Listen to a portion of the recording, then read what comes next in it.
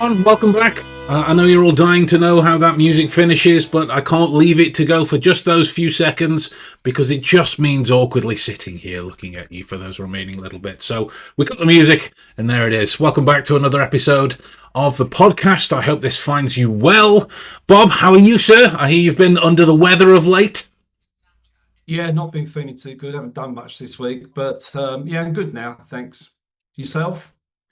I mean, other than the almost eternal exhaustion from the years of sleep debt that I carry, it's I don't know that I'll ever catch up, but yeah, I'm feeling good now. A lot much better than I was a couple of weeks ago, and raring to get back at some decent conversations that we have about behavioural intelligence, even though some people in the world deny its existence. Yeah, Right, enough said. that's it. So on today's agenda for everyone that's tuning in live and everyone that catches this after the fact, we have a consideration for I believe the terminology is cross-cultural communication, and it's something that I'm lucky enough to get to deal with regularly because of where I work, but also because I'm learning multiple languages. So I get to interact with many people from many different cultures and many different backgrounds on an almost daily basis. And it seems to be that there is this. I'm struggling to find a less fancy word than dichotomy between collectivism and individualism in terms of cultures that focus on the individual versus cultures that focus on the group and how their interactions are framed accordingly, one way or the other. So, if you look at the notion of I think it's fair to reference that we as English folks are often considered to be quite rude and quite strict at times, and we also seem to have quite a thin tolerance for rudeness as well. So the observation that's on the table here is whether rudeness is a potential mismatch at times, and where the meaning of the information is encoded one way or the other. So you've got more individual leaning cultures, the United States being the prime example, where meaning is encoded primarily in explicit language. Whereas in more collectivist leaning cultures, England, and certainly more towards the Orient as well, meaning is very much distributed across context, across timing, and across relational history. You know, that buzzword of look at the baseline behavior. When we're thinking about the context for how people interact with each other, given that how varied the cultural community is all over the world nowadays, this is a consideration that needs to be made, right? Bob, what are your thoughts on this kind of interaction? Yeah, the way the frame that I've always used for it is high context cultures and low context cultures. Nice. Obviously, in the UK, we live in a low context culture, and firsthand, I've had experience of how strange it is working with a Japanese company. I found it very hard to start with to get a level of how to communicate with them. There's the Japanese culture is very much a high context culture. It's all built on hierarchy of people within it. Mm, You know, you defer to your seniors in yeah. business and in life, Mm, and I found that really hard. Because it takes a while to orientate yourself, and you're certainly. quite right. If you were to go by what is commercially available about Mm, how you read behavior, you'd be mm, completely lost. Because I know I've got no shame of saying it. I was totally lost to start with because it just didn't conform mm, to the behaviours that I imagined that would work. And it's similar wherever you go. I mean, I've worked a lot in Europe. I worked for the European Union for a while, so I was going around to a lot of Eastern European countries yeah. where they're a bit of a hybrid, and some of them are more Western, and Yeah. some of them are more. So that's low context, and some of them are more high context. Mm. And the difference between it is unique, and it comes down to when you're delivering courses about whether they're going to laugh at the jokes you make. Yeah. If they do laugh at the jokes, are they actually getting the jokes? Or are they just lying to be laughing to be um, polite? Yeah.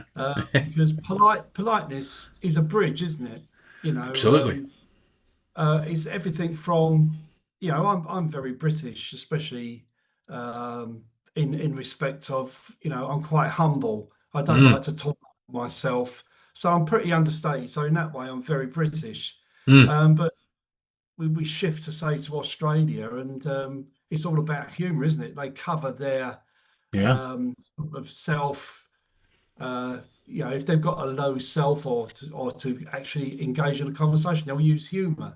Mm. That goes down okay here, but it probably doesn't go down so well with high context cultures because it doesn't work with them Yeah.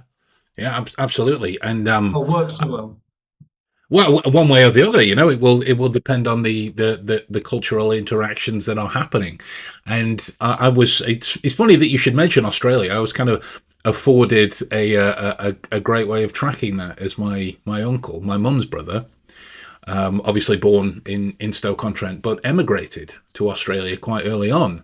So from as early as I can remember him, I got to see the change in his behaviour when either we'd go there or he'd come to us, from how much the living within that humour as life kind of Mm. approach seems to be. It was always jocular. It was always jovial. There was always humour to be found, but in the pleasant sense. Whereas one can argue that in the UK we're a little more fond of finding humour in satire or Mm. sarcasm, or Mm. Yeah. the drier of wits, the Blackadders of the world, and beyond. But to get to that original question, it makes me think, especially around something as, and I kind of hate to use the word because it's a bias against those with thinner skin, but the triggering notions of rudeness,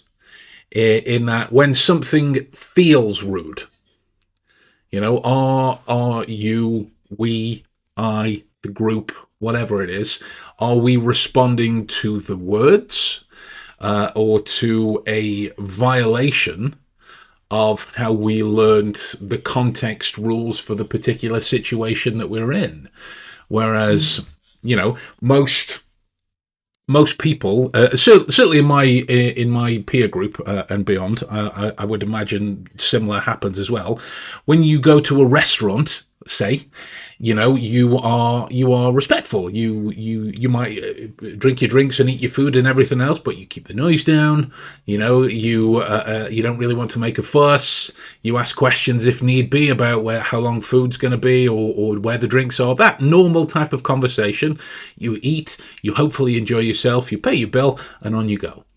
Whereas if you get to some of the differing parts of certainly when I had experience of France, but like out of the modernity of France, I went to a competition out in Nevers, which is right in the middle of nowhere, and Mm.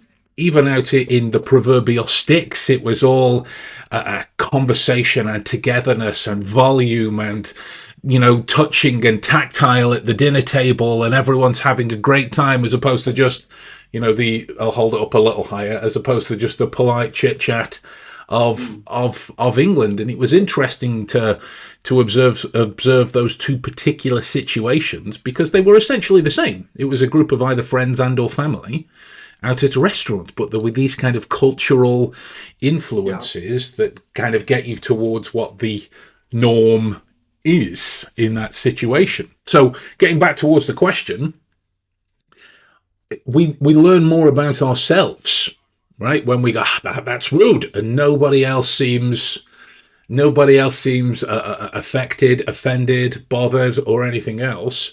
And it Mm. comes back to that mantra that, I mean, I imagine you've got similar stories, but at the very least has guided me in my working life. Is it's not about me. right? So Mm. when I'm working or observing or interacting or whatever it is, it's not about me. I'm there to receive information. If I'm putting the order out there first, then I'm going to be jumping to conclusions more likely than I am seeing the information for precisely what's there. Yeah, yeah, yeah. It's true. When I'm coaching or when I'm delivering courses or programs, I always refer to myself as a facilitator, and it's guided Yeah, discovery. It's a yeah, guided discovery for me to learn about them, to allow them to guide themselves to discovery as well. So mm, it's a double thing, and I think that works well. The things that I think that I steer away from, um, especially in the early stages of speaking with any type of people, really, is to keep my opinions to myself and ask them for their thoughts and feelings, mm, because I think that works well. Because opinions, um, because we're from a low context culture, I think opinions sort of have become part of who we are. We have opinions. We're very opinionated, aren't we? You only got mm. to look at the internet after a football match or whatever to see all of the Yeah, managers telling what you've done wrong and everything. But yeah, we've got to be careful because a culture, a high context culture, that, if they see you as a certain status, then that can be quite damaging, and they'll mm, never let you know. I remember speaking with, with a bank, I think it was, sort of saying to them that, if you're dealing with a high context culture, it must be difficult in business because mm, if they see you as a higher level than them, then they're going to agree with you, even if they disagree with you, because it's frowned upon to show disagreement with someone of that nature. yeah, yeah. And and I think that's, it comes across in all sorts of areas, but I think that's one of them. But like I said earlier, is politeness, I've always found, is a bridge Mm, into high context and low context. And like you say, just remember that you're just, the best way to be in the work that we do, but also in general life, is just to be a sounding board, allow yeah, other people. We always get this thing that we've got to run conversations and we've got to mm, dominate them to run them. mm, But actually listening, and that to me is what behavioural assessment's about. It's not about all this other stuff. It's about building good relationships and having good mm, conversations, because they're where people walk away thinking, "Wow, that guy got me," or yeah, "They he understood me," and mm, that's what we all need, isn't it? 100%, No matter what culture we're from, we've all got that part of us that we've got our 100%, wants and needs, and one of them is to feel safe and secure in our communication with other people. 100%. I couldn't agree more.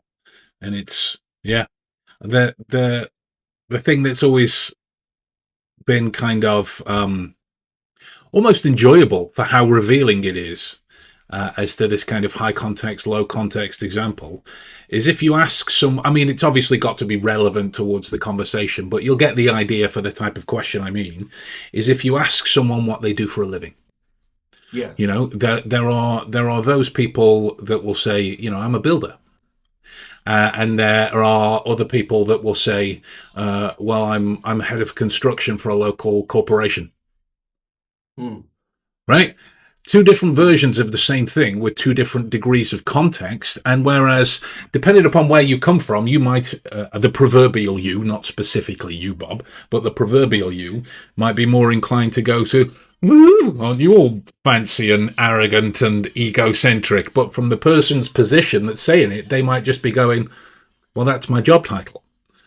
mm, That is the title of the job that I do for a living. That's the answer to your question. So this is the interesting lens that we're trying to get into in those particular situations. Like you spoke about the advice being to lead, and it normally is. Take charge, blah blah blah. But if you're in behavioral assessment, how can you lead If you Yeah. lead, they are a reflection of your interaction, your projection. It's not a true representation of them. I mean, if I look at the one thing that's brought up in court dramas, whether you work there and you've seen it often, we've all seen a court drama. Objection, Your Honour, leading the witness, leading. It's right there. It's right there from the get go, and that the big one that seems to either affect people really, really badly, or people just don't mind it at all. There's rarely a middle ground. Is silence, right? It's silence. It's this reflection of how a cognitive load is socially distributed. So in these collective leaning cultures, China, great example. Silence allows the group to regulate the hierarchy and preserve any coordination that's in there. In more individual leaning cultures, England, by comparison, certainly America, anything that you would describe as the Western world, silence really transfers cognitive load back onto the individual and is very often read as uncertainty. You know, Mm. and this is a big bugbear of mine with the way that communication is going. The push towards efficiency, the push towards speed, now Yeah. go, where any point, I think I said it in a video the other day, where any point that takes longer than a tweet to be made is written off as disinteresting or a lack of clarity, Yeah. simply because somebody's taken a little bit more time, been a little bit more contemplative about what it is that they're going to say and delivered their thoughts on the matter. Silence is a weird thing, don't you think? Oh, yes, it certainly is. And, I was thinking as you were speaking there, about this can be used as a trigger, in conversations, especially if you're trying to influence someone, or you want someone to give you some information, is just to allow, because we've got these things, adjacency pairs, haven't we, where we say something and we expect someone to say something back that's joined to it. Whereas if you Absolutely. break that and you just let them speak and you don't answer, in our kind of context that we operate in the UK, especially, is that person will more undoubtedly feel very uncomfortable and will fill that space because Yeah, we've broken the rules of our version of communication. Whereas, yeah, when you're talking to someone, I've done a lot of work in Singapore, Malaysia, and yeah, you talk to people there, and it's quite unnerving to start with when you say something which you would normally get that response to, and they look at you and smile, yeah, and it just sits there for what seems like an inordinate long, yeah. long period of time. But really, it's just, and this is what I found from working in Excuse that me. culture, um, is that they're more about building relationships. They're more about listening and being deliberate, and they're looking to build a story out of every conversation, and I don't know, I'm not in their mind, so I don't know. But I would think that's what they think about afterwards. I would think that in those type of conversations, they probably walk away thinking, wow, I've really learned a lot about that guy, about not just the work, Yeah, about, the person. And I yeah, don't think, like you say, I think, I always say, don't rush to get things wrong because we do tend to do that in conversational terms, especially. I think the chance of miscommunication is probably higher in the type of conversations that we would have day to day than it is in that type of conversation where you're putting thoughtfulness into it and being deliberate with it and taking time. And certainly in the work I do with whoever I'm working with, that's what I advocate. There's no quick route to getting to an end. The end is there, and you get to it by deliberate thought. Um, yeah, being mindful, if you want, with the other person. yeah. Exactly. It's like if somebody were to say something really profound, or something really massive, like I don't know. Imagine some hypothetical where somebody's solved the common cold. You go, like, what do you say to something like that in the moment? Words don't feel right. Like, if you say, "I love you" to your partner, and they, almost quite churlishly say, "Why?" Mm. How do you answer a big question like that without taking some time to? Mm. And I realize all questions aren't going to be that big and massive and profound, and that kind of um, uh, uh, uh, specific, but it was just as an example. Yeah, If you don't take the time to process something, you can't understand how deep it actually sinks. And yeah, one of the one of the things that I like, I mean, it's a very dry topic to put cards on the table to anyone listening, but I like it. It's got its connections for communication from the Foundation for Critical Thinking.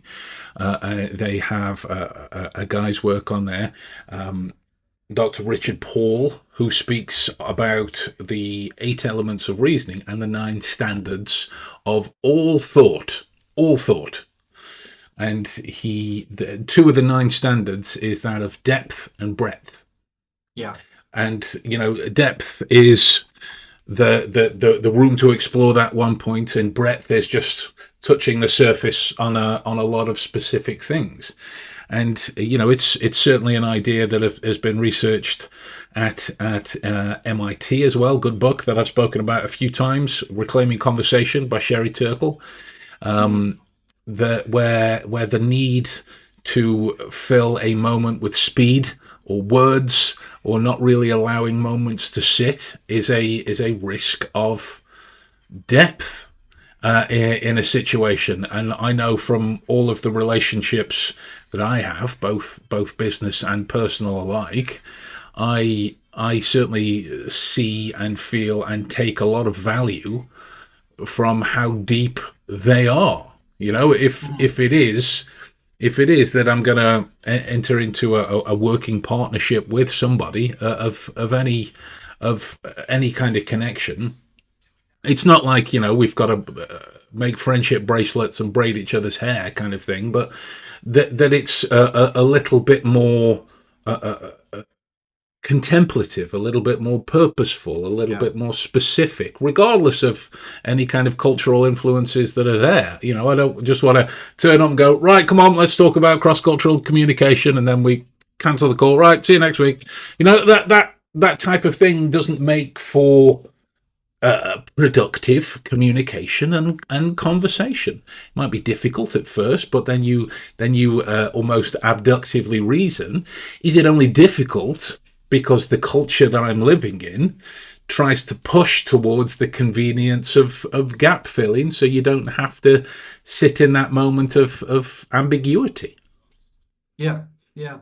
I thought one thing that's come to my mind is I use LinkedIn a lot. I usually post a couple of times a week, and one of the persons that interacts with me is called Gopal, and he's of Indian descent. I Mm, think he lives in the US now, but I think he's of Indian descent, and I love when he answers because no matter what I'll put on there, he always has a different perspective on it, a much deeper perspective, and it's usually from his high context upbringing, etc. And he's obviously highly read and everything, and he could turn a meaningless thing that I've put on there, very surface level maybe. mm, He adds a lot of depth to it, and I really value that.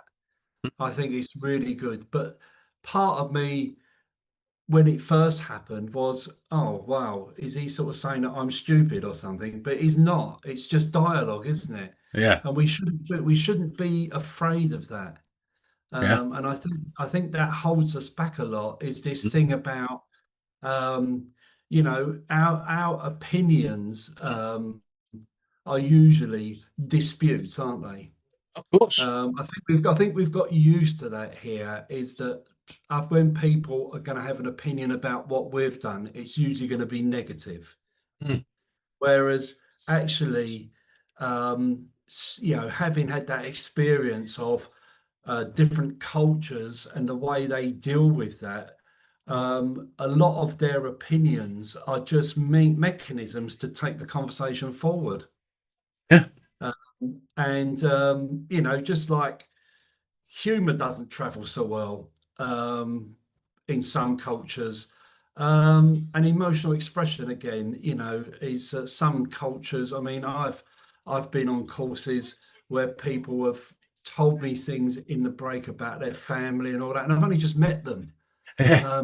They want to engage with you and they want to drag you into their Yeah. world, sort of. And other people from other countries are so standoffish. Mm. They don't want you to go there at all, and that's Yeah. very much like we get that in all conversations we can have. You can have those, but they are pronounced, and that's where I say that's where knowing where the line is, and sometimes we have to go into spaces we're not comfortable with to get that connection with the people that we're with, and it's just judging what they're doing it for, really. Absolutely. And we speak about learning about other people through behavioral intelligence and observation, or Yeah. many other synonyms that are connected to it, and certainly as an extension of last week's discussion in individual leaning cultures, the opinions they are often experienced as extensions of the self, right? Mm, So you are much more likely, even from a simple statistical analysis, just of the numbers, you are much more likely to get into these perceptions of cultish behavior in mm, the individual leaning cultures than you are the collectivist ones, purely from how the discourse and the influence around these kinds of ideologies are enforced, are engendered, are suggested, are influenced, and the many other connections around that. Is there any shock when you bump into someone online, even a keyboard warrior of sorts, maybe a bot, mm. someone's hiding behind a profile pic, and it's you can almost water down their point to "you're wrong and I'm right" Yeah. without any exploration in between. You go, individual leaning culture right there, where wherever that is. And that's not as a certainty. That's just an observation. Yeah. It's a likely inclination just on how these things are influenced within the culture that is growing. You Mm. know. So with that in mind, folks, we will draw today's conclusion now. Bob, any final thoughts? Yeah, I think underneath everything that we've talked about is what I firmly believe is that every conversation we go in, you go into it accepting that that person is unique.